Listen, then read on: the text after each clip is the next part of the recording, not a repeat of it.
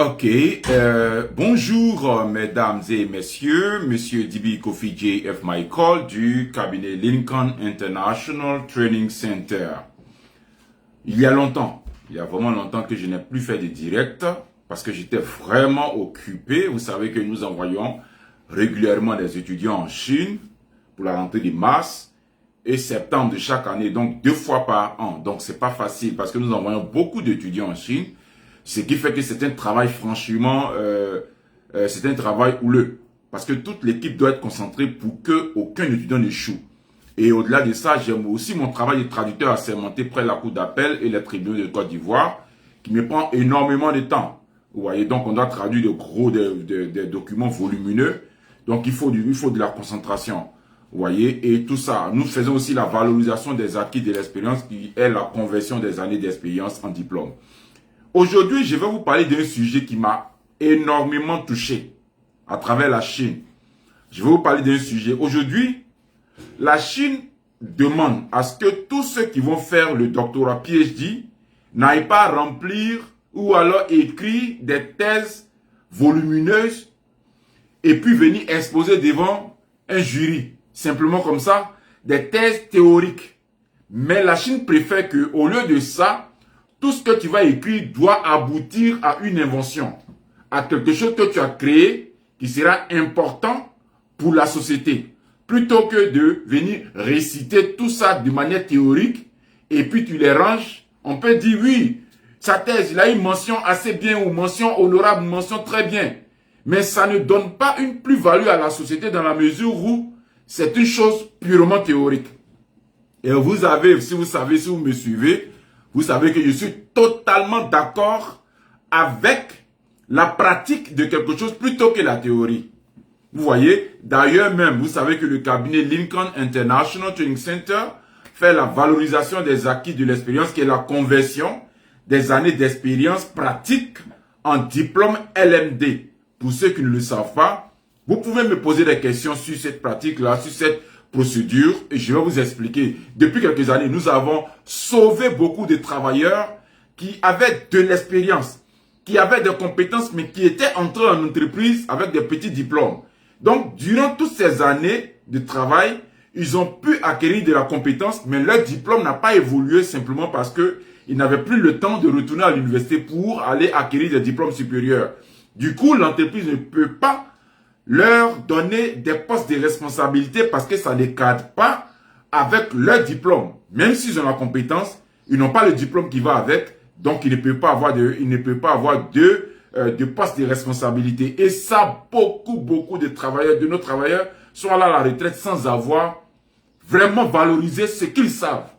Et la valorisation des acquis de l'expérience, qui est la conversion des années d'expérience en diplôme, est devenue la solution pour permettre à ce que leurs compétences soient évaluées et qu'ils détiennent, qu'ils obtiennent des diplômes LMD.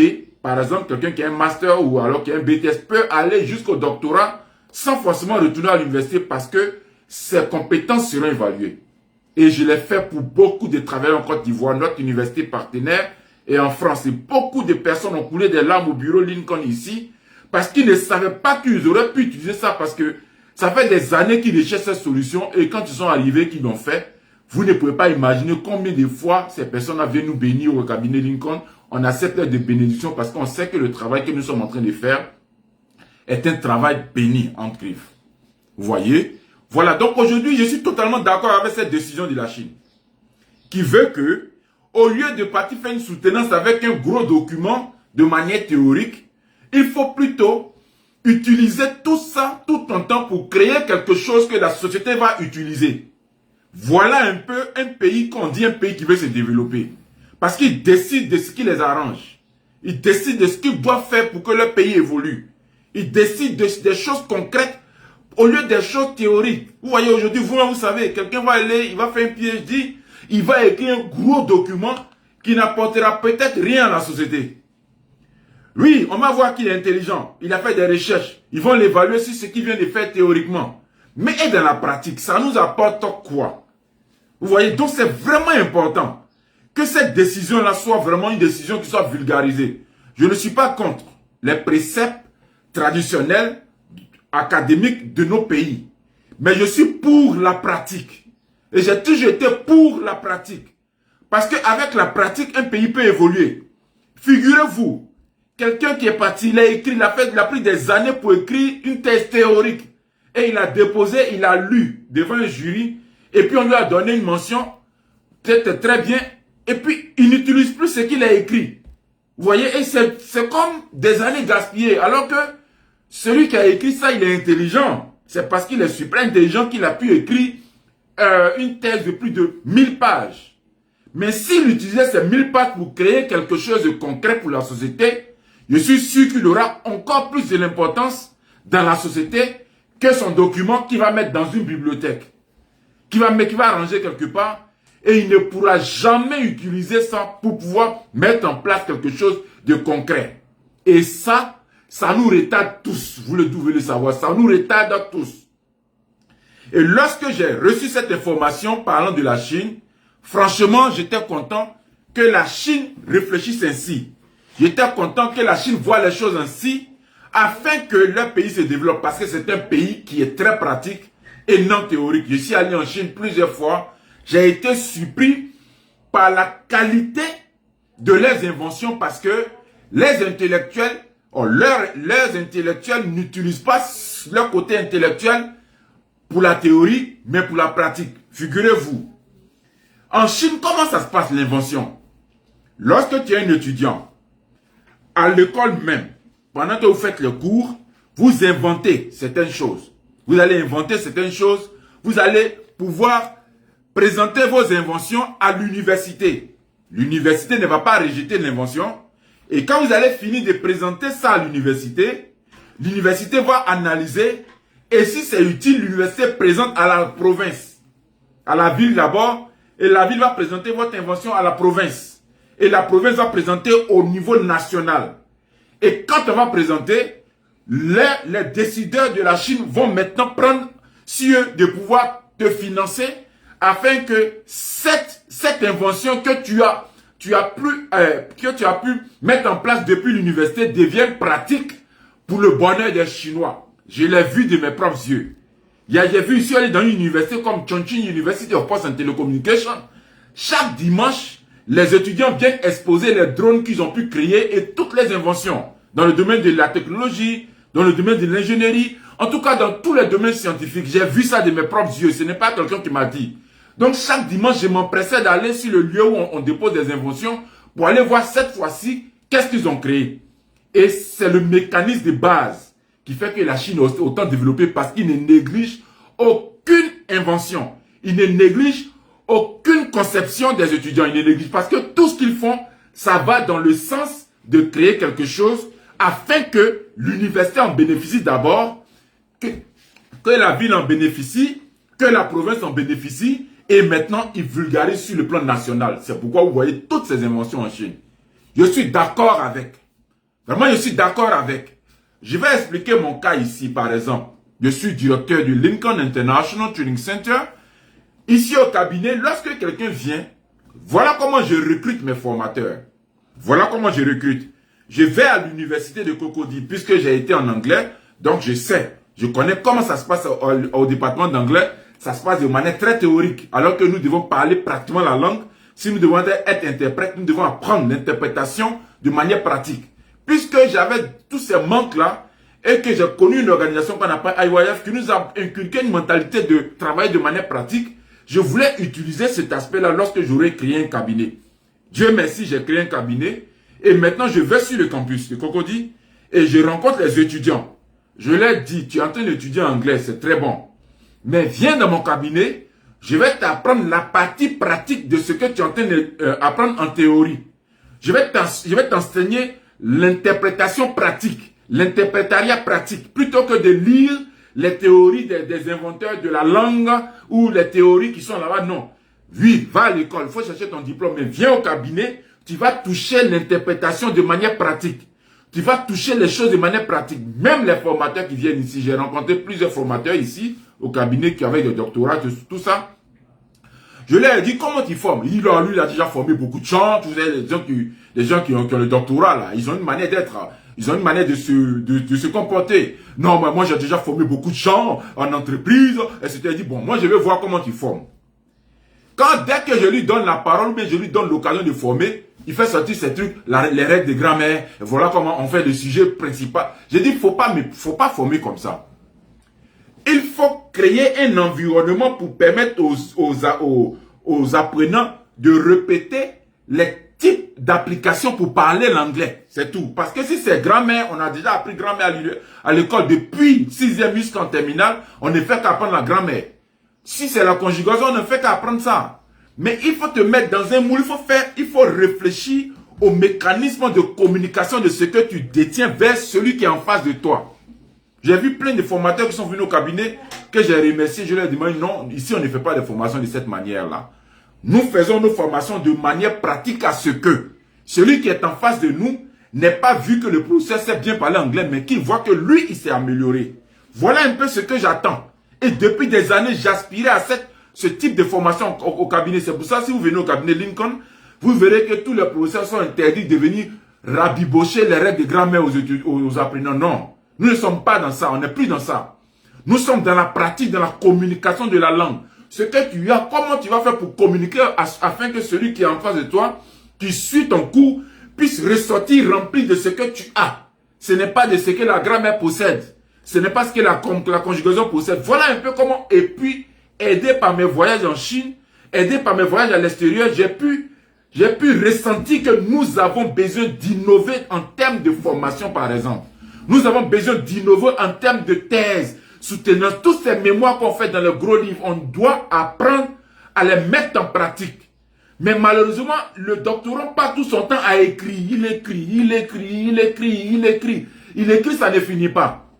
Et un jour, il dépose tout ce qu'il a écrit au tiroir. Maintenant, il fait une toute autre chose. Il cherche l'argent quelque part, il est dans un ministère. Et tout ce qu'il a pu écrire pendant ces années, ça s'évanouit dans le néant. Si c'est comme ça, on va former 10 000 doctorants qui ne pourront pas être utiles au pays. On va former 10 000 ou bien 15 000 doctorants qui ne pourront peut-être pas avoir ajouté une plus-value ou bien une valeur ajoutée à tout ce qu'on attend pour le pays pour que le pays évolue. Vous-même le savez. Celui qui dit que ce que je dis a des limites, qu'il me prouve que combien parmi les doctorants, ces nombreux doctorants, ont pu apporter quelque chose de plus après avoir écrit seulement la thèse et sont venus soutenir devant un jury. Peut-être les médecins, on peut imaginer que les médecins ont fait ça, mais quand même, ils travaillent à l'hôpital. Et on peut voir concrètement ce qu'ils ont pu apporter. Mais à partir de ça, par exemple, dans le domaine scientifique, dans le domaine informatique, dans le domaine de l'ingénierie pétrolière, etc., tous ces domaines, on a besoin que ce soit maintenant pratique plutôt que d'écrire des gros livres et puis les mettre dans un tiroir après. Je suis complètement satisfait de cette décision que la Chine a pu prendre afin de pouvoir créer des personnes qui étudient ou qui écrivent des thèses pour innover, pour mettre de manière concrète quelque chose en place plutôt que d'écrire des thèses pour qu'on leur montre, pour qu'ils montrent aux gens combien de fois ils sont intelligents et ils prennent ces documents, ils les mettent dans un tiroir. Je ne suis pas d'accord avec. Vraiment, je ne suis pas d'accord avec. À l'université, quelquefois, puisque aujourd'hui, tous ceux qui enseignent à l'université aujourd'hui, c'est notre génération en fait. Moi, j'ai fait l'université en 99. J'ai commencé en première année université en 99. Je me sentais très mal parce que je devais apprendre une langue, mais je n'étais pas dans l'environnement de l'apprentissage de manière concrète. C'est pour ça que j'ai commencé à militer au sein des ONG. J'ai commencé à fréquenter des endroits où je voulais qu'on m'enseigne la langue anglaise. Qu'on m'enseigne comment communiquer la langue anglaise de manière pratique. Aujourd'hui, je suis traducteur assermenté près de la cour d'appel et les tribunaux de Côte d'Ivoire. Si je vous explique mon histoire, vous allez comprendre ce que je vais dire. En deuxième année universitaire, en anglais, j'ai rencontré une ONG qu'on appelle International Youth Fellowship, IYF. Et puisque j'étais en deuxième année, ils m'ont dit, bon, traduis nos documents qui viennent de l'extérieur. Je n'étais pas encore vraiment de manière pratique fort, on peut dire. Mais ils m'ont donné cette opportunité de toucher la chose de traduction concrète. Vous voyez, c'est ce qui fait la différence entre moi et puis beaucoup de mes amis avec qui nous avons fait la première année universitaire. Parce que je voulais toucher la traduction dans sa forme pratique, plutôt que d'écouter chaque fois les théories des traducteurs de renom dans le monde, des Blancs, les Français qui ont été des grands traducteurs qui sont connus. Oui, ils sont connus. Mais ça m'apporte quoi quand je traduis? Et cette ONG-là m'a donné cette opportunité-là de traduire les documents. Et je l'ai fait. Pendant 6 ans, je traduisais de manière bénévole ces documents. Vous ne pouvez pas imaginer que ces 6 ans ont été mes années les plus grandes années, les plus inestimables de ma vie, parce que j'ai touché la chose de la traduction de manière pratique. Mais pendant ce temps, mes amis qui ont suivi le cursus normal à l'université, etc., qui sont sortis aujourd'hui, quand on leur donne un document, même s'il est doctorant, quand on lui donne un document à traduire, le mécanisme ou l'automatisme que j'ai pu acquérir pendant ces 6 ans, ils ne l'ont pas. Donc, ils vont écrire certaines choses que je vais recorriger parce que j'étais dans la pratique et eux, ils étaient dans la théorie. Et ça, moi, quand je les vois, ils voient que ça a été une sorte de perte de temps. Je ne dis pas aux gens de ne pas aller avoir des diplômes à l'université, pas du tout. Je suis en train de dire que si tu dois aller à l'université pour avoir des diplômes, il faut connaître aussi la phase pratique de ce que tu apprends de manière théorique à l'université. Tout ce que tu vas écrire comme thèse, il faut que de manière pratique, tu aies touché la chose. Il y a des détenteurs de doctorats qui sont venus au cabinet Lincoln International Training Center ici. Je leur ai dit, ok, si tu veux bien m'accorder l'opportunité de te présenter ou bien de te former de manière pratique, ça va t'arranger. Non, ben moi je suis déjà doctorant, bon, mon pied juge, j'ai étudié, j'ai enseigné. Je lui ai dit, ce que tu as enseigné, c'est de manière théorique. Viens ici, tu vas apprendre pratique. Et puis je lui donne des documents à traduire. Je lui dis, tiens, traduis. Faut traduire, faut même pas t'en faire, traduis ça. Je t'ai dit que il a doctorat. Mais on lui dit, faut traduire le document, faut traduire le bac. Par exemple, le bac français en anglais. Le bac ivoirien en anglais. Que de fautes, que de conscience. J'ai dit, mais tu dis que tu as doctorat, tu dis que tu as tout ça. Mais comment se fait-il que tu ne peux pas traduire? Parce que tu ne touches pas la pratique de la traduction. Tu ne touches pas, tu as le diplôme, mais tu n'as pas la pratique. C'est dangereux. Moi, je préfère avoir la pratique même que le diplôme, parce que par la pratique, je vais démontrer à quelqu'un que je peux faire son travail. Plutôt que d'avoir un diplôme, simplement un diplôme, je vais présenter, et quand on va me mettre sur la pratique, je ne pourrai pas. Ils vont me renvoyer. Même si j'ai le doctorat, ils vont me renvoyer parce qu'ils s'attendent à ce que j'ai la pratique qui suit ce doctorat, en fait. Vous voyez, donc ça, c'est une chose que j'ai toujours prônée au cabinet Lincoln. Vous ne verrez aucun de nos professeurs venir faire des rabibocher des cours de grammaire. Non. On vous forme à la pratique de la langue anglaise. Voilà un peu ce que nous faisons ici. Nous avons des cours d'interprétation ici au cabinet. Et d'ailleurs, la prochaine session, c'est le 1er avril, ça commence. Le 4 avril, excusez-moi, ça commence. On a envoyé les informations sur Internet pour que ceux qui comprennent déjà anglais et qui veulent s'orienter dans une pratique d'un métier comme la traduction, comme l'interprétation, de venir s'inscrire. Parce que nous avons des formateurs. Et figurez-vous, je vais vous dire quelque chose. Le formateur est un jeune formateur qu'on appelle Ngoran Yannick. Il est avec moi au cabinet ici. Lorsqu'on a lancé les premières formations, on a dit que ceux qui comprennent l'anglais viennent. On n'est pas trop regardant du diplôme de la personne qui vient, mais sa capacité à parler anglais, sa capacité à écrire. Il y a des gens qui ont un niveau, ok, bon, moi j'ai 2 A en anglais. Bon, je sais que ça, c'est ce genre de choses là, c'est fait pour nous là. C'est fait. Et je dis, viens au cabinet, viens t'inscrire. Il s'inscrit. Dès les premières heures de formation, il voit qu'il ne connaissait pas grand chose. Franchement, j'ai vu. Et je ne suis pas en train de dénigrer ceux de 2A, tout ça. Mais c'est ce que j'ai vu de mes yeux que je suis en train d'expliquer aujourd'hui. L'interprétation, c'est la pratique du métier là qui te donne la valeur d'être interprète. Ce n'est pas ton certificat que tu as. Ce n'est pas ton diplôme que tu as. C'est la pratique du métier d'interprétation qui fait de toi un interprète. Ce n'est pas ton diplôme. Même tu peux avoir 18 diplômes d'interprétation. Mais si tu ne peux pas interpréter, tu n'es pas interprète. C'est clair et net. Tu peux avoir beaucoup de diplômes en traduction. Théoriquement, tu es traducteur. Mais si tu ne sais pas appliquer ce que tu as eu comme diplôme sur un document à traduire, tu n'es pas traducteur. Si tu es un scientifique informaticien, tu es ingénieur informatique, que tu ne peux pas appliquer ce que tu as eu comme diplôme d'ingénierie en informatique, tu n'es pas ingénieur en informatique. Tu es juste une personne qui a eu un certificat. Si tu es une personne qui est dans le domaine du pétrole, si tu as fini ton BTS ou en ingénierie pétrolière, que tu ne peux pas appliquer ce que tu as eu en théorie là, c'est que tu n'es pas un ingénieur, tu es quelqu'un qui a un papier. C'est différent. Et aujourd'hui, nous voulons révolutionner la manière de réfléchir de la Côte d'Ivoire et de l'Afrique. Nous voulons donner à tout le monde la pratique de son métier afin que lui aussi puisse dire que j'ai ça, en fait. Est-ce que vous comprenez comment l'ingénierie est comprise dans le système anglophone? Et l'ingénieur, c'est un savoir-faire. Si vous allez voir le diplôme, la définition d'ingénierie, c'est un savoir-faire. C'est tout. Ce n'est pas celui qui est assis dans le bureau avec un gros ventre, il a un diplôme d'ingénieur qui est un ingénieur. L'ingénieur, c'est celui qui sait faire. Parce que la vraie définition de l'ingénierie, c'est l'application d'un savoir-faire. Voilà un peu ce que c'est. Allez sur Google, allez fouiller, vous allez voir, l'ingénierie, c'est un savoir-faire. Mais nous créons des ingénieurs sur papier qui n'ont pas le savoir-faire. Ils se disent ingénieurs, ils ne sont pas des ingénieurs. Ils sont des personnes qui ont étudié l'ingénierie, mais ils ne sont pas des ingénieurs.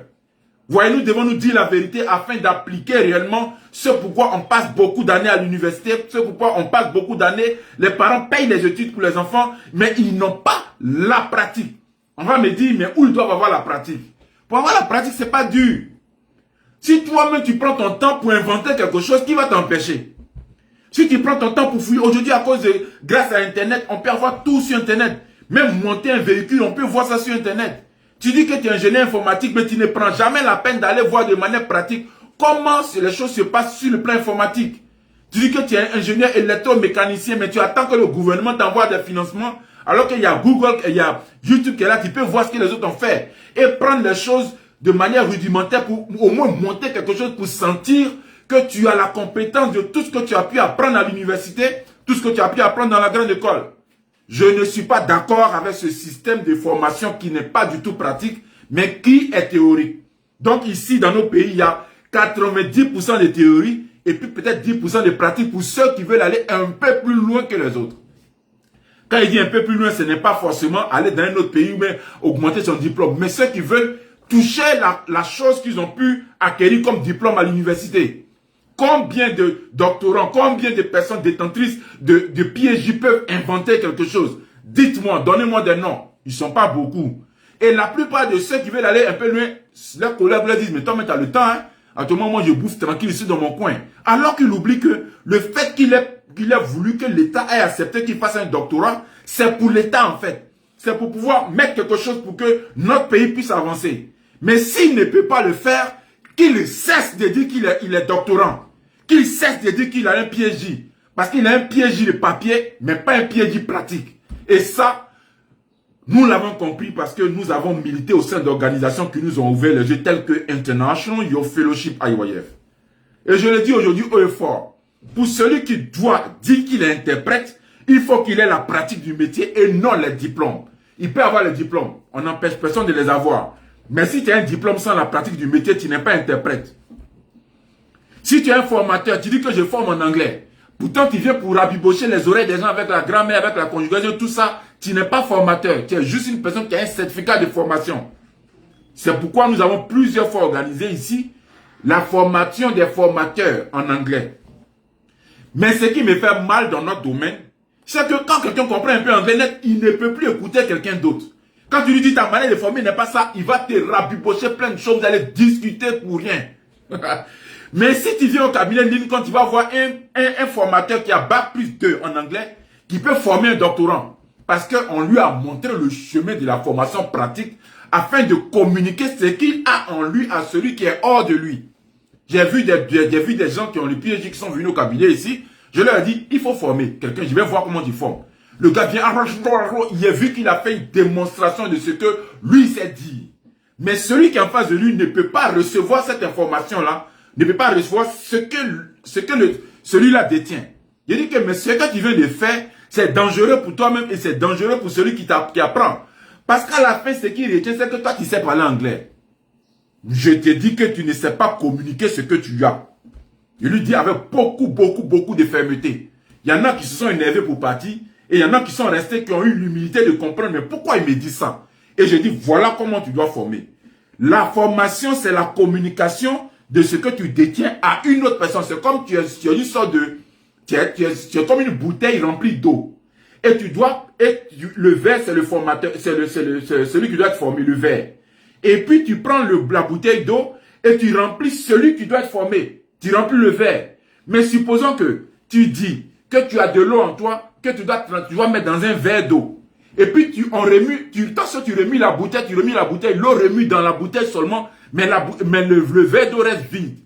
Le verre reste vide. Est-ce qu'on peut dire qu'il y a eu communication de ce que tu as dans le verre? Je ne crois pas.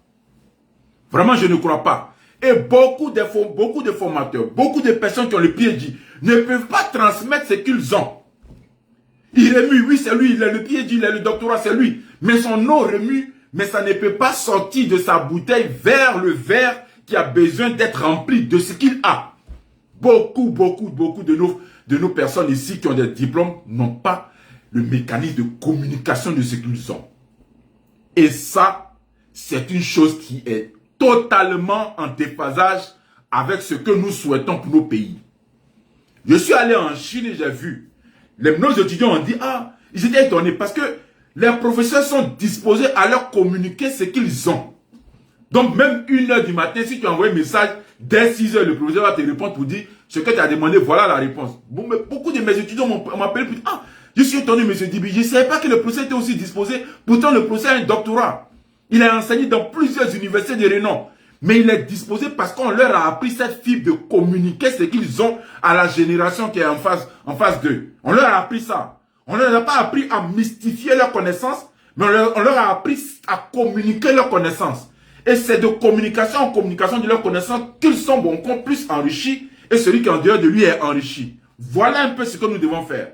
Mais si tu as ta connaissance et toi on veut savoir, tu gardes tes connaissances comme une chose qui est mystique, tu ne pourras jamais dire que tu as formé quelqu'un parce que tu as donné l'information aux gens, mais tu ne les as pas formés. Et je suis totalement contre ce type de formation. Je suis totalement contre ce type de communication de ce que tu sais envers la société qui a besoin de ce que tu sais. Aujourd'hui, je peux me frapper la poitrine pour dire j'ai formé beaucoup de personnes, de jeunes, qui avaient une vie vague de beaucoup de choses que j'ai rectifiées afin de rendre ça plus pratique. Ici au cabinet Lincoln. Je suis sûr que certains parmi ces jeunes-là m'écoutent. Et ce que je fais, je suis d'accord avec ce que je suis en train de faire, c'est pourquoi je ne m'arrêterai pas. Je ne m'arrêterai pas. Je ne m'arrêterai pas. Yao William Kwasi, il peut témoigner. Il peut témoigner, parce que c'est quelqu'un qui était au cabinet. Je lui ai dit un jour, je pense qu'il va m'écouter. Je lui ai dit un jour, je l'ai trouvé à l'université de Cocody. Il était vraiment une personne qui avait beaucoup de fougue, qui demandait aux étudiants, en tout cas, qui militait. Et puis, bizarrement, je l'ai vu et puis je lui ai dit, il y a quelque chose qui... Je lui ai dit que j'ai envie de prendre ce jeune homme-là et puis le reformater un peu, je le recadrer. Et je l'ai rencontré, il lui a dit, viens au cabinet Lincoln. Je vois que tu as assez de force, mais viens, on va rectifier ce que tu as.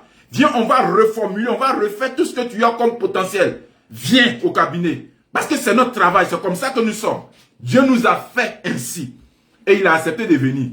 Et je lui ai dit, regarde, va, et puis forme telle personne. Mais en utilisant ce schéma, n'ajoute pas ça, retranche pas ça, fais comme ça. C'était difficile parce que il y avait déjà un mécanisme de formation. Il dit que si tu suis ce que je te dis, tu vas me remercier plus tard. Heureusement qu'il m'a suivi. Aujourd'hui, là, il va écrire, je suis sûr qu'il va écrire son témoignage en commentaire. Parce que parmi tous ceux qui me suivent, je suis sûr qu'il y a beaucoup qui ont compris ça parce qu'ils sont passés au cabinet Lincoln et ils ont saisi les parties pratiques de leur métier. Franchement, Dieu a donné quand même un don à certaines personnes pour déceler ça. Je peux dire que j'ai ça. Sans me vanter, je peux dire que j'ai ça. Vous voyez, donc, ce que la Chine vient de faire est une révolution parce que tous ceux qui sont des doctorants, tous ceux qui veulent avoir PhD, leur soutenance, ce n'est plus de gros livres à écrire, mais ce sont des inventions à faire. Donc ce jour-là, le jour de leur soutenance, ils vont présenter une invention au jury. Et puis s'il y a des failles, le jury va montrer ces failles. Et puis ils vont plutôt développer et rendre ça plus performant et parfaire. Voilà un peu ce qui peut apporter une plus-value à la société chinoise. Une plus-value à la société chinoise. Merci William, tu as dit confirmer 100%. Et il y a Adam, ils sont beaucoup, ceux qui sont passés au cabinet et qui ont compris à faire la différence entre la théorie et la pratique. Et je suis là comme un leader pour pouvoir réorienter tous ces jeunes-là. Je suis là. Je ne cesserai pas de faire ce que je suis en train de faire là. Beaucoup de jeunes ont besoin de ça. Beaucoup de nos jeunes ont besoin de la pratique. Ils ont besoin qu'on leur montre tout ce qu'ils doivent savoir. Ils ont besoin que ce qui est en nous, on puisse leur verser. Verser en eux ce qui est en nous, plutôt que de nous se mystifier et devenir de plus en plus grands à leurs yeux, alors qu'ils sont vides. Je refuse ça. Vraiment, je refuse ça. C'est pourquoi je souhaite aujourd'hui faire ce direct-là. J'espère que ceux qui vont écouter vont pouvoir prendre en compte ce que je viens de dire. Si tu veux devenir interprète, oui, tu as un certificat, mais apprends, pratique le métier d'interprétation. Tu vas me dire, mais où tu vas apprendre? Mais le cabinet Lincoln est là. Viens au cabinet. Mais chaque fois quand tu dis à quelqu'un, je veux te former, il veut l'argent, alors que tu veux le former. Je ne comprends pas. Si tu viens au cabinet, je te dis aujourd'hui, j'ai dit à William, ce que je vais dire là, j'ai dit à William, ici au cabinet, pour le moment, je ne veux pas que tu aies un lien avec l'argent. Je veux que tu aies un lien avec chercher à savoir faire ce que je veux que tu saches faire. Il a dit, oui, il a compris. J'ai commencé à le mettre sur les formations en le réorientant jusqu'à aujourd'hui. Il gagne de l'argent. Mais il vient pas, c'est pas qu'il vient me donner tout son fonds, non. Et puis il ne doit même pas me donner parce que mon rôle, c'est de pouvoir prendre ce qui est en moi pour lui donner à celui qui est extérieur à moi. Voilà. S'il vient me faire des cadeaux, je ne vais pas refuser. Mais je ne le fais pas parce que je m'attends à ce qu'il me vénère comme un Dieu. Pas du tout. Si Dieu m'a donné cette connaissance-là, je dois la communiquer comme il se doit. Voilà un peu le net motif qu'on m'a inculqué depuis des années. À travers International Youth Fellowship IYF. Vous voyez? Donc, il y a des gens qui viennent, ils n'ont pas la connaissance pratique qu'il faut. Mais, dès que tu ouvres ta bouche, vous me payez combien? J'ai dit, mais tu connais quoi même? Et puis on doit te payer combien? Tu connais quoi? Viens, il y a un cabinet comme le nôtre qui veut au moins te donner la pratique de ce que tu ne connais pas. Il veut qu'on le paye pour ça. Et quand j'ai vu ça, j'ai vu deux types de personnes au cabinet. Ceux qui ont accepté de suivre les méthodes que je suis en train de donner et ceux qui ont refusé. Ceux qui ont refusé, aujourd'hui, ils traînent dans la ville parce qu'ils refusent de marquer une pause pour apprendre de manière pratique ce qu'ils disent qu'ils connaissent. Ils refusent. Parce qu'ils vont dire qu'il n'y a pas d'entreprise qui veut les prendre. Mais viens au cabinet, on va te former. Mais si on est en train de te former, on peut te donner du transport, tout ça, mais c'est pour ton bien-être demain, c'est pas pour nous. Parce que même si tu n'es pas au cabinet, le cabinet va évoluer. Ce n'est pas une exploitation de l'homme. C'est un tunnel dans lequel on te met afin que tu puisses apprendre de manière pratique ce que tu ne connaissais pas. Mais si dans ce tunnel-là, tu vas être à l'aise, tu ne pourras jamais bien apprendre. Parce qu'on n'apprend pas forcément dans un environnement aisé. On apprend par le truchement de la situation qui est devant toi, que tu arrives à vaincre. Est-ce que vous comprenez? Donc, celui qui vient pour apprendre avec l'idée de « je viens apprendre, mais il faut qu'on me paye », tu ne pourras jamais apprendre parce que quelqu'un ne peut pas te former en te payant. Ça existe où? Mais si tu es intelligent, sage, tu vas savoir que le monsieur qu'il a là, il a quelque chose que je dois prendre. Il a quelque chose que je dois recevoir. Il a une chose en lui que je vais prendre. Donc, je dois me disposer à être libre, à pouvoir le suivre. Suis ici, suis là. Passe ici, passe comme ça, ne fais pas comme ça. Quand tu finis au bout de 6 mois, 7 mois, peut-être 1 an même, tu deviens fort. Parce que tu as eu le temps d'être sage pour recevoir ce que j'ai. Ils ne sont pas beaucoup. Ceux qui sont comme nous, qui ont envie de transmettre l'information, ils ne sont pas beaucoup. Ils ne sont pas beaucoup. Ceux qui, comme moi, je le dis, je me frappe la poitrine pour le dire parce que j'ai des exemples concrets que je peux présenter sans faux fuyant. J'ai des exemples concrets que je peux former, que je peux expliquer, que je peux présenter sans faux fuyant. Vous voyez? Il ne faut jamais mystifier la langue anglaise. La langue anglaise est faite pour être communiquée. Une langue même surtout. Il ne faut jamais mystifier ton domaine. Ton domaine, si Dieu t'a mis là, c'est pour les autres qui viennent derrière. Donne-leur ce que Dieu t'a donné. Il t'a donné, il aurait pu ne pas te donner, il aurait pu donner à quelqu'un d'autre. Mais s'il t'a donné, pourquoi arriver à ton tour, toi tu ne veux pas donner à un autre? Alors que c'est un autre qui t'a donné. Nous sommes dans une sorte de cycle qui tourne. Quand tu as reçu quelque chose, tu transmets comme il se doit à celui qui te suit. Lui aussi, il va transmettre à celui qui le suit. Pour que nous ayons une société de transmission concrète de ce que nous savons. Et si nous le faisons ainsi, et que nous n'évoluons pas, c'est que c'est un autre domaine. Aucune société qui transmet ainsi ses connaissances ne peut échouer. Aucune société qui transmet ainsi sa technologie ne peut échouer. Aucune société qui agit ainsi ne peut échouer. Ça n'existe pas. Aujourd'hui, on parle des Chinois. Je suis allé là-bas, j'ai vu comment ils ont l'amour de la transmission de ce qu'ils ont. J'ai vu comment ils ont l'amour de la vulgarisation de ce qu'ils ont pu acquérir. Je les ai vus faire. C'est pas quelqu'un. Donc aujourd'hui, quand j'envoie les étudiants en Chine, c'est avec cet esprit. J'espère que cet étudiant que je vais envoyer en Chine, là, il va épouser la mentalité de la Chine afin qu'il puisse changer un peu la donne dans notre société ivoirienne. Aucun de mes étudiants n'a envie de rester en Chine. Pourquoi?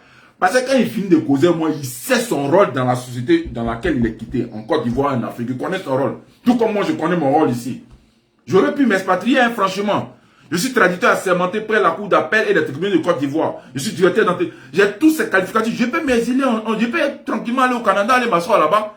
Mais je me pose une question. Si je vais là-bas, je vais faire quoi? Mon cerveau ne travaillera pas. Mais en Afrique, il y a encore beaucoup de choses à faire.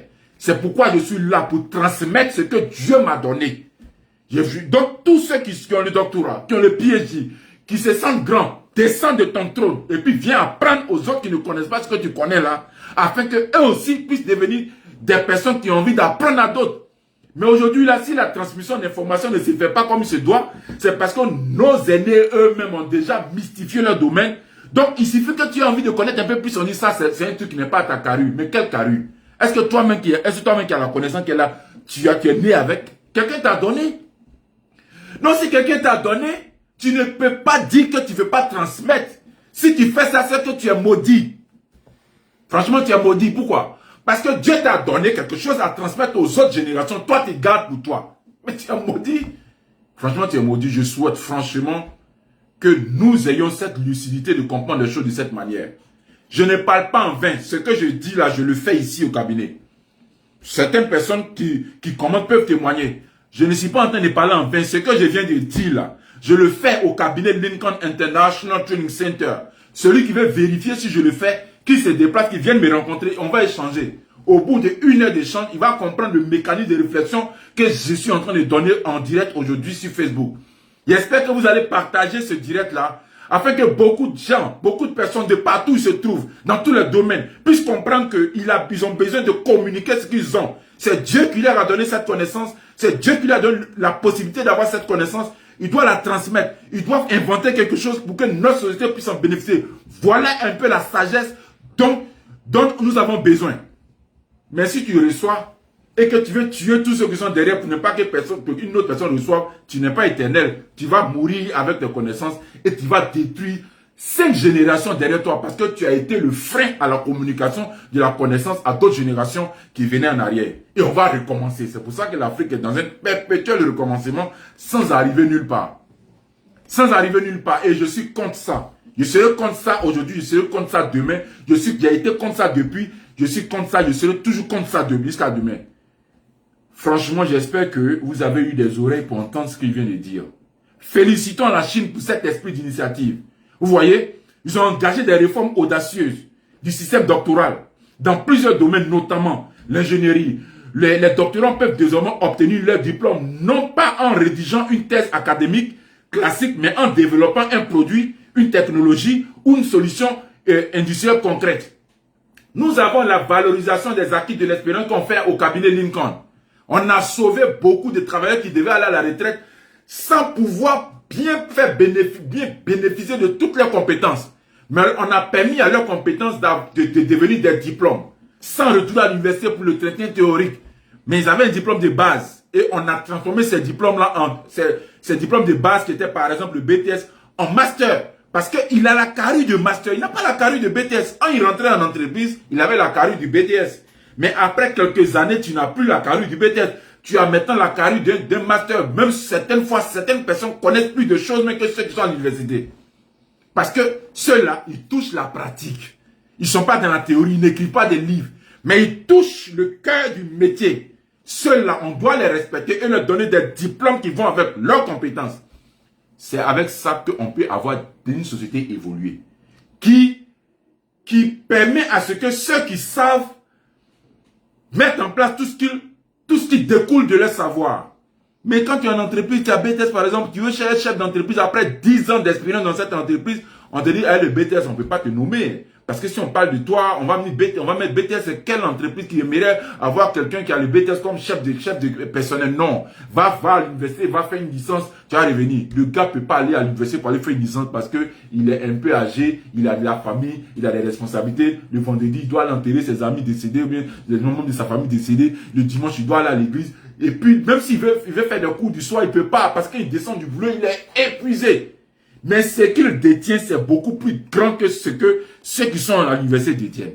Ceux qui vont à l'université détiennent. Celui-là, on l'aide à avoir un diplôme qui correspond à ses compétences. Et on l'a fait depuis quelques années. Il y a une centaine de candidats qui sont heureux aujourd'hui. Ils sont heureux. Il y a une histoire qui m'a marqué. Il y a un homme âgé qui était venu pour faire la valeur. Un homme âgé, mais on l'attrape sa main pour passer. Il a été dans le domaine de la comptabilité il y a des années. Il a remonté, il a réveillé des cabinets. Il a redressé des cabinets. Il maîtrise la comptabilité. Mais il ne peut pas devenir expert comptable parce qu'il n'a pas le diplôme requis pour devenir expert comptable. Il a vieilli dedans. Donc il cherchait une occasion. Vraiment, il cherchait une occasion pour pouvoir mettre en exergue ce qu'il sait. Parce que quand il montre les gens, lui, ils sont d'accord, ils prennent ses connaissances, mais il ne peut pas évoluer. Donc, il est limité. Il dit, le vieux, viens au cabinet, tu as fait la valorisation des acquis de l'expérience. Je vais suivre ton dossier, tu vas avoir un doctorat. Il a dit, il a compris, il est venu, il a payé ce qu'il devait payer. Il a eu le doctorat. Le vieux, il a coulé des larmes ici dans mon bureau. Ici dans mon bureau. C'est pas une histoire inventée. Moi, monsieur Dibi, j'ai vu. Le vieux était là. C'est le plus vieux détenteur du diplôme VAE que j'ai connu ici au cabinet. Et aujourd'hui, il est devenu expert comptable parce qu'il a eu le diplôme qu'il faut. Donc, il s'enrichit. Et je suis content parce que ce vieux-là, un peu comme l'histoire qui arrive à notre grand acteur, j'ai oublié son nom, Fortuné. Fortuné. Vous voyez, il a de l'expérience. Il a la carrure. Mais il lui manque quelque chose, un accompagnement pour que tout ce qu'il sait puisse le nourrir. Et aujourd'hui, grâce à Dieu, il est sorti dans l'ombre.